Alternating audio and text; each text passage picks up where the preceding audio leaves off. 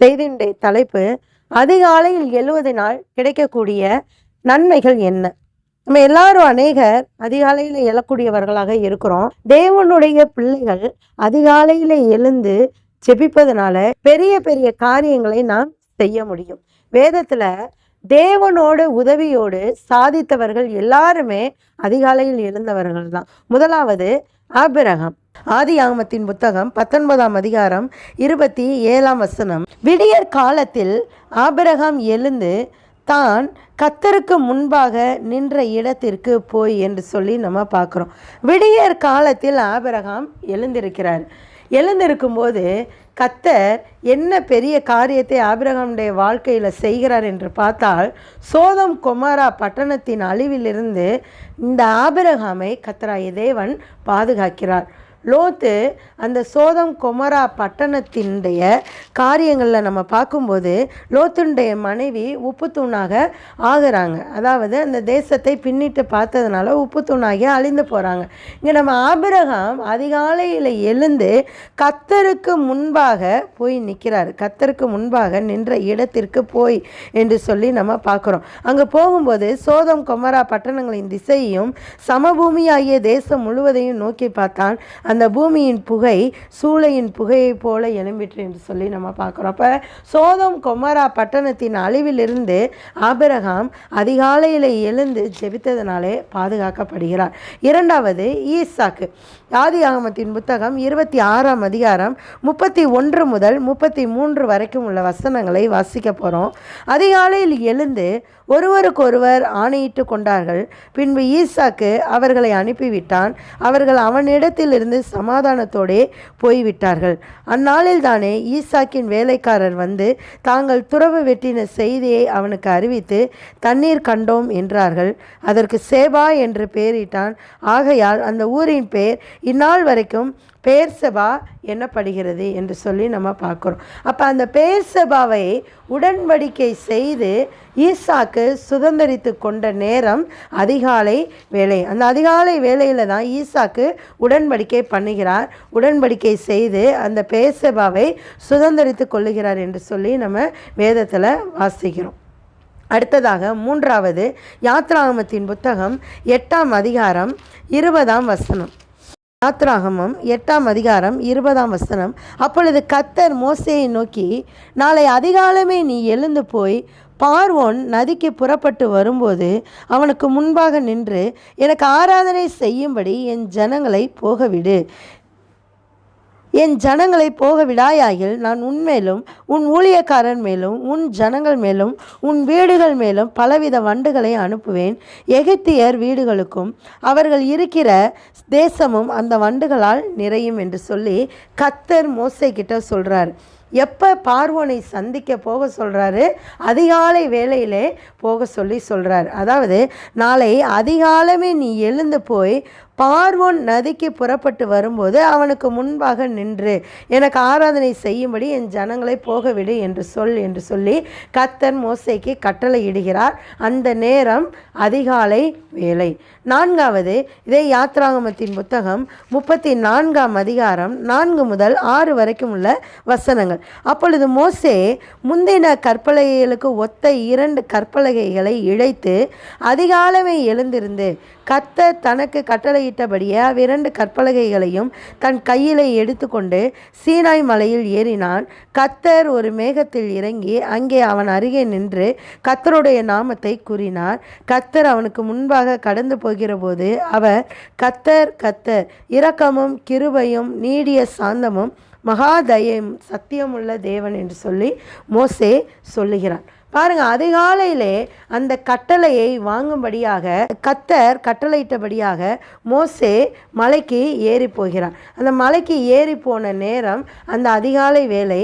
இன்னொன்று, கர்த்தர் தனது பெயரை மோசேக்கு தெரிவித்த வேலை இந்த அதிகாலை வேலை. ஐந்தாவது யோசுவாவின் புத்தகம் 3ஆம் அதிகாரம் 1ஆம் வசனத்தை நம்ம வாசிக்க போகிறோம். அதிகாலமே யோசுவா எழுந்திருந்த பின்பு அவனும் இஸ்ரவேல் புத்திரர் அனைவரும் சித்தீமிலிருந்து பிரயாணம் பண்ணி யோர்தான் மட்டும் வந்து அதை கடந்து போகும் முன்னே அங்கே தங்கினார்கள். இங்கே அதிகாலை வேளையிலே யோசுவா, அதாவது மோசேக்கு பிறகு ஜனங்களை வழிநடத்தி கொண்டு போகிற பொறுப்பு யோசுவாவுக்கு கொடுக்கப்படுகிறது. அந்த அதிகாலை வேளையிலே யோசுவா தனது பயணத்தை தொடங்குகிறார் என்று சொல்லி நம்ம பார்க்குறோம். பயணத்தை தொடர்ந்தது மாத்திரமல்ல, அந்த பயணத்தின் மூலமாக கானான் தேசத்தை சுதந்திரித்து கொள்ளுகிறார். இதே யோசுவாவின் புத்தகம் 6ஆம் அதிகாரம் 15ஆம் வசனத்தில் நம்ம பார்க்கும்போது, 7ஆம் நாளில் அதிகாலமே கிழக்கு விழுக்கும் போது எழுந்திருந்து அந்த பிரகாரமே பட்டணத்தை 7 தரம் சுற்றி வந்தார்கள். அன்றைய தினத்தில் மாத்திரம் பட்டணத்தை 7 தரம் சுற்றி வந்தார்கள். எரிகோ பட்டணத்தை ஜனங்கள் சுற்றி வந்து ஜெயித்த நேரம் இந்த அதிகாலை நேரம் என்று சொல்லி நம்ம பார்க்குறோம். அடுத்ததாக 6வது நியாயாதிபதிகளின் புத்தகம் 6ஆம் அதிகாரம் 38ஆம் வசனம். நியாயாதிபதிகள் 6ஆம் அதிகாரம் 38ஆம் வசனத்தில் நம்ம வாசிக்கிறோம். அப்படியே ஆயிற்று, அவன் மறுநாள் காலமே எழுந்திருந்து தோலை கசக்கி அதிலிருந்து பனி நீரை ஒரு கிண்ணம் நிறைய பிழிந்தான் என்று சொல்லி நம்ம பார்க்குறோம். அப்போ கர்த்தர் ஜனங்களோடு இருக்கிறார் என்பதை நிரூபிக்கிறதற்கான அடையாளங்களை கிதியோன் கர்த்தரிடத்தில் கேட்கிறார். அந்த அடையாளங்களை செய்த நேரம் இந்த அதிகாலை நேரம் என்று சொல்லி நம்ம நியாயாதிபதிகள் 6ஆம் அதிகாரம் 38 நம்ம வாசிக்கிறோம். அடுத்து 7வது ஒரு காரியம், 1 சாமுவேலின் புத்தகம் 5ஆம் அதிகாரம் 4ஆம் வசனம். 1 சாமுவேல் 5ஆம் அதிகாரம் 4ஆம் வசனம். அவர்கள் மறுநாள் காலமே எழுந்திருந்து வந்தபோது இதோ தாகோன் கர்த்தருடைய பெட்டிக்கு முன்பாக தரையிலே முகங்குப்புற விழுந்து கிடந்ததும் அல்லாமல் தாகோனின் தலையும் அதன் 2 கைகளும் வாசற்படியின் மேல் உடைபட்டு கிடந்தது. தாகோனுக்கு உடல் மாத்திரம் மீதியாய் இருந்தது என்று சொல்லி நம்ம பார்க்குறோம். கர்த்தருடைய உடன்படிக்கை பெட்டிக்கு முன்பாக தாகோனுடைய சிலை உடைந்து நொறுங்கி இருந்தது. அந்த உடைந்து நொறுங்கி இருந்த நேரம் அதிகாலை நேரம் என்று சொல்லி நம்ம இந்த 1 சாமுவேல் புத்தகம் 5ஆம் அதிகாரம் 4ஆம் வசனத்தில் வாசிக்கிறோம். அடுத்து 8வது ஒரு வசனம், 1 சாமுவேல் புத்தகம் 9ஆம் அதிகாரம் 26ஆம் வசனம்.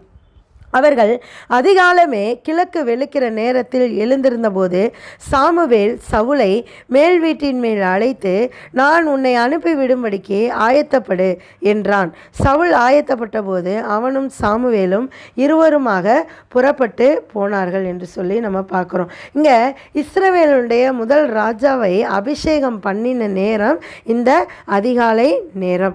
கழுதையை தேடி சென்ற இந்த சவுல் ராஜாவாக வீடு திரும்புகிறான் என்று சொல்லி இந்த 1 சாமுவேல் புத்தகம் 9ஆம் அதிகாரத்தில் நம்ம வாசிக்க முடியும். அது எந்த நேரம் என்று சொல்லி நம்ம பார்க்கும்போது அதிகாலை நேரம். இதே 1 சாமுவேல் 15ஆம் அதிகாரம் 12ஆம் வசனத்தில் 9வது ஒரு காரியத்தை நம்ம பார்க்க போகிறோம். 1 சாமுவேல் 15ஆம் அதிகாரம் 12ஆம் வசனம்.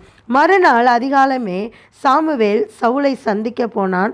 அப்பொழுது சவுல் கர்மேலுக்கு வந்து தனக்கு ஒரு ஜெய ஸ்தம்பம் நாட்டி பின்பு பல இடங்களில் சென்று கில்காலுக்கு போனான் என்று சாமுவேலுக்கு அறிவிக்கப்பட்டது. இங்கே சவுல் தன்னுடைய ராஜ மேன்மையை இழந்து போகிறான். அந்த இழந்து போகிற நேரம் எந்த நேரம் என்று சொல்லி பார்க்கும்போது இந்த காலை நேரம்தான். சாமுவேல் வருவதற்கு முன்பதாகவே அங்கே என்ன செய்கிறான், போய் பலியிடுகிறான். அதனால சவுல் தன்னுடைய ராஜ்ய மேன்மையை இழந்து போகிறான். அந்த ராஜ்ய மேன்மையை இழந்து போகிற நேரம் இந்த அதிகாலை நேரம். 1 சாமுவேல் புத்தகம் 17ஆம் அதிகாரம் 20ஆம் வசனம் அடுத்ததாக நம்ம பார்க்க போகிறோம். 1 சாமுவேல் புத்தகம் 17ஆம் அதிகாரம் 20ஆம் வசனத்தில், தாவீது அதிகாலையில் எழுந்து ஆடுகளை காவலாளி வசமாய் விட்டு ஈசாய் தனக்கு கற்பித்தபடியே எடுத்துக்கொண்டு போய் ரதங்கள் இருக்கிற இடத்தில் வந்தான். சேனைகள் அணிவகுத்து நின்று யுத்தத்திற்கென்று ஆர்ப்பரித்தார்கள் என்று சொல்லி நம்ம பார்க்குறோம். தாவீது முதலாக யுத்த களத்திற்கு போகிறார். போய் கோலியாத்தை முறியடிக்கிறான். முறியடித்து வெற்றியும் காண்கிறான். அந்த முதலாக யுத்த களத்திற்கு சென்ற நேரம் இந்த அதிகாலை நேரம் என்று சொல்லி நம்ம வேதத்தில் பார்க்குறோம். அடுத்ததாக 11வது வசனம் 2 நாளாகமத்தின் புத்தகம் 20ஆம் அதிகாரம் 20ஆம் வசனம். 2 நாளாகமம் 20ஆம் அதிகாரம் 20ஆம் வசனம். அவர்கள் அதிகாலமே எழுந்திருந்து தெக்கோவாவின் வனாந்தரத்திற்கு போக புறப்பட்டார்கள். புறப்படுகையில் யோசபாத் நின்று, யூதாவே, எருசலேமின் குடிகளை கேளுங்கள், உங்கள் தேவனாகிய கர்த்தரை நம்புங்கள், அப்பொழுது நிலைப்படுவீர்கள், அவருடைய தீர்க்கதரிசிகளை நம்புங்கள், அப்பொழுது சித்தி பெறுவீர்கள் என்றார். இங்க பாருங்க, யோசபாத் அதிகாலையில் எழுந்திருந்து ஜனங்களை கர்த்தர் பக்கமாய் நடத்துகிறார். அதனால் எதிரிகள் விழுந்து போகிறாங்க. யோசபாத் ஜனங்களை கூப்பிட்டு, கர்த்தரிடமாக திரும்புங்கள், கர்த்தரிடத்தில் சேருங்கள், அப்பொழுது அவர் உங்களுக்கு ஜெயத்தை தருவார் என்று சொல்லி கர்த்தர் பக்கமாய் ஜனங்களை இந்த யோசபாத் நடத்துகிறார். அந்த நேரம் அதிகாலை நேரம். அந்த அதிகாலை வேளையில் யோசபாத்தினுடைய பேச்சை கேட்டு ஜனங்களும் கர்த்தர் பக்கமாய் வந்ததுனால எதிரிகள் விழுந்து போனார்கள் என்று சொல்லி நம்ம பார்க்குறோம். நீதிமொழிகளின் புத்தகம் 31ஆம் அதிகாரம் 15ஆம் வசனம். இருட்டோடே எழுந்து தன் வீட்டாருக்கு ஆகாரம் கொடுத்து தன் வேலைக்காரிகளுக்கு படி அழைக்கிறாள் என்று சொல்லி நம்ம பார்க்குறோம். நல்ல ஒரு புத்திசாலியான ஒரு பெண், குணசாலியான பெண். இங்கே 10ஆம் வசனத்தில் கூட பார்க்குறோம், குணசாலியான ஸ்திரீயை கண்டுபிடிப்பவன் யார், அவளுடைய விலை முத்துக்களை பார்க்கிலும் உயர்ந்தது என்று சொல்லி அவளுடைய குணங்களை குறித்து தான் 11ஆம் வசனத்தில் இருந்து 31ஆம் வசனம் வரைக்கும் சொல்லப்பட்டிருக்கிறது. அதில் அந்த குணசாலியான பெண் என்ன செய்வாளாம், இருட்டோடு எழுந்து தன் வீட்டாருக்கு ஆகாரம் கொடுப்பாள் என்று சொல்லி நம்ம பார்க்குறோம். அப்போ ஒரு பெண் குணசாலியாக இருந்தாள் என்றால் அதிகாலையிலே எழுந்திருப்பாள். 13ஆம் தானியேல் 6ஆம் அதிகாரம் 19ஆம் வசனம். காலமே கிழக்கு வெளுக்கும் போது ராஜா எழுந்திருந்து சிங்கங்களின் கெபிக்கு தீவிரமாய் போனான். இங்கே பாருங்க, தானியேலை சிங்கங்களின் கெபியில் அடைத்து வைத்திருக்கிறாங்க. அப்போ ராஜாவுக்கு இரவு முழுவதுமாக தூக்கமே வரலை. பால்கனியில் நடந்துக்கிட்டே இருக்கிறார். ஐயோ, ஒரு நல்ல மனிதனை சிங்கங்களின் கெபியில் போட்டோமே என்று சொல்லி அந்த ராஜாவுக்கு தூக்கமே வரலை. உடனே என்ன செய்கிறார் பாருங்க, காலமே கிழக்கு வெளுக்கும் போது ராஜா எழுந்திருந்து என்று சொல்லி பார்க்குறோம். அப்போ சிங்கங்களின் வாய்களை தேவன் கட்டி போட்டு தானியேலை பாதுகாத்து வைத்திருந்தார். அந்த அற்புதத்தை ராஜா கண்ட நேரம் இந்த அதிகாலை நேரம் என்று சொல்லி நம்ம இந்த வேதத்தில், இந்த தானியேலின் புத்தகத்தில் நம்ம பார்க்குறோம். அடுத்து 14ஆம் வசனம், ரூத்தினுடைய புத்தகம் 3ஆம் அதிகாரம் 10 மற்றும் 11ஆம் வசனம். அதற்கு அவன், மகளே, நீ கர்த்தரால் ஆசீர்வதிக்கப்படுவாயாக, நீ தரித்திரரும் ஐஸ்வர்யவான்களுமான வாலிபர்களின் பிறகை போகாததினால் உன் முந்தின நற்குணத்தை பார்க்கிலும் உன் பிந்தின நற்குணம் உத்தமமாய் இருக்கிறது.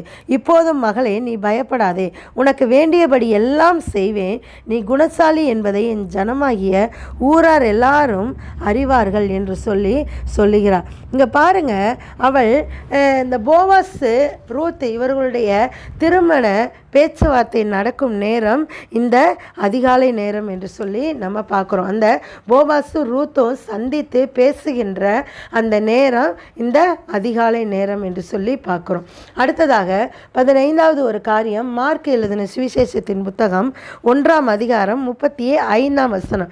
அவர் அதிகாலையில் இருட்டோடு எழுந்து புறப்பட்டு வனாந்தரமான ஒரு இடத்திற்கு போய் அங்கே ஜெபம் பண்ணினார். இயேசு அற்புதங்களின் நாயகனாக காணப்படுகிறார். அற்புதங்களை செய்கிறவராக, பெரிய பெரிய காரியங்களை, அரிய பெரிய காரியங்களை செய்கிறவராக இருக்கிறார். தேவனால் கூடாத காரியம் ஒன்றுமில்லை. உம்மால் செய்யக்கூடாத அதிசயமான காரியம் ஏதேனும் உண்டோ என்று சொல்லி நம்ம பார்க்குறோம். அப்போ பாருங்க, இந்த காரியங்கள் எல்லாம் செய்வதற்கு முன்பதாக இயேசுவானவர் ஜெபம் பண்ணுகிறார். அவர் அதிகமாக ஜெபம் பண்ணின நேரம் அதிகாலை நேரம். அந்த அதிகாலையில் அவர் தேவனை தேடினவராக இயேசு கிறிஸ்துவை குறித்து நம்ம வேதத்தில் வாசிக்கிறோம். 16வது ஒரு காரியம், மார்க் எழுதின சுவிசேஷம் 16ஆம் அதிகாரம் 2ஆம் வசனம். வாரத்தின் முதல் நாள் அதிகாலையிலே சூரியன் உதயமாகிற போது கல்லறையின் இடத்தில் வந்து என்று சொல்லி நம்ம பார்க்கிறோம். கல்லறையில் இயேசுவானவர் உயிர்த்தெழுதலை கண்ட நேரம் அதிகாலை நேரம். இந்த மகதலேனாள் மரியாள் பார்க்கக்கூடிய, அதாவது இயேசுவானவர் உயிர்த்தெழுந்த காட்சியை காணக்கூடிய ஒரு நேரம் இந்த அதிகாலை நேரம் என்று சொல்லி நம்ம பார்க்குறோம். அப்போ பாருங்க, அதிகாலையில் கர்த்தரை தேடுகிறது தான் நமக்கு நியமிக்கப்பட்ட ஒரு காரியம். அதிகாலையில் கர்த்தரை தேடும்போது கர்த்தராகிய தேவன் நம்முடைய வாழ்க்கையில் பெரிய பெரிய காரியங்களை செய்கிறவராக இருக்கிறார். நாம் பாருங்க, நம்முடைய சுய பிரயோஜனத்திற்காக அல்ல. 1 கொரிந்தியர் 10:32 இப்படியாக வாசிக்கிறோம், நான் என் சுய பிரயோஜனத்தை தேடாமல் அநேகருடைய பிரயோஜனத்தை தேடி அவர்கள் ரட்சிக்கப்படும்படிக்கு எவ்விதத்திலும் எல்லாருக்கும் பிரியமாய் நடக்கிறது போல என்று சொல்லி நம்ம பார்க்குறோம். நாம் நம்முடைய சுய பிரயோஜனத்திற்காக அதிகாலை வேளையில் எழுந்திருக்க வேணாம். எல்லாரும் ரட்சிக்கப்படும்படிக்காக நம்ம அதிகாலையிலே எழுந்திருக்க வேண்டும். வேதத்தில் நம்ம இப்போ அதிகாலையில் எழுந்ததுனால என்னென்ன ஜெயத்தை யார் யாரெல்லாம் பெற்றுக்கொண்டாங்க என்று பார்க்கும்போது, அதிகபட்சமாக மற்றவர்களுடைய ஆசீர்வாதத்திற்காக, மற்றவர்களுக்கு அற்புதம் வேண்டும் என்பதற்காக, மற்றவர்கள் பாதுகாக்கப்பட வேண்டும் என்பதற்காக அதிகாலையில் எழுந்தவர்கள் தான் அதிகமாக நம்ம இப்பொழுது வாசித்தோம். 2 கொரிந்தியர் 8:11 கொடுக்க வேண்டும் என்கிற விருப்பம் உண்டாயிருந்தது போல உங்களுக்கு உள்ளவைகளில் எடுத்து அதை நிறைவேற்றுதலும் உண்டாவதாக என்று சொல்லி நம்ம இங்கே பார்க்குறோம். பாருங்க, கர்த்தருக்கு முன்பாக மட்டுமல்ல, மனுஷருக்கு முன்பாகவும் நம்ம யோக்கியமானவைகளை செய்ய நடந்து கொள்ள வேண்டும். யோக்கியமானவைகளை செய்கிறவர்களாக நம்ம காணப்பட வேண்டும். இறுதியாக நம்ம பார்க்கும்போது, அதிகாலையில் எழுவது நமக்கும் ஆசீர்வாதத்தை கொண்டு வரும், நம்முடைய குடும்பத்திற்கும் ஆசீர்வாதத்தை கொண்டு வரும், நம்மை சார்ந்த ஒவ்வொருவருக்கும் ஆசீர்வாதத்தை கொண்டு வரக்கூடியதாக இருக்கிறது. இங்கே நம்முடைய சபையில் தினந்தோறும் அதிகாலை வேளையில் 5 மணி முதல் 6 மணி வரைக்கும் ஜெபம் நடந்து கொண்டு இருக்கிறது. நேரிலையும் விசுவாசிகள் வருகிறாங்க, கான்ஃபரன்ஸ் ப்ரேயர்லையும் கலந்து கொண்டு இருக்கிறாங்க, இன்னும் வருவதற்கு ஆயத்தமாக இருக்கிறாங்க. உங்களுக்கும் வாய்ப்புகள் கிடைக்கும் என்றால் அதை நீங்கள் பயன்படுத்தி கொள்ளுமாறு தாழ்மையுடன் கேட்டுக்கொள்கிறேன். கர்த்தர் தாமே உங்களை ஆசீர்வதிப்பாராக. நம்ம அதிகாலையில் நம்ம கர்த்தரை தேடுவோம், கர்த்தரிடத்திலிருந்து அநேக ஜெயமான காரியங்களை நம்ம பெற்றுக்கொள்வோம். இப்பொழுதும் கூட நம்ம ஜெபித்து நம்ம முடிப்போம். ஸ்தோத்திரம் கர்த்தாவே, அப்பா துதிக்கிறோம், ஸ்தோத்திரிக்கிற ராஜா, இந்த நேரத்திற்காக நாங்கள் உமக்கு நன்றி செலுத்துகிறோம் கர்த்தாவே. இந்த வேளையில அதிகாலையில் எழுவதனாலே உண்டாகக்கூடிய ஆசீர்வாதங்களை நாங்கள் பார்த்தோமே தகப்பனே. இந்த அதிகாலை வேளையில எழுவதினாலே கர்த்தராகிய தேவன் எங்களுக்கு நீ ஜெயத்தை கட்டளையிடுகிறவராக இருக்கிறீரே தகப்பனே.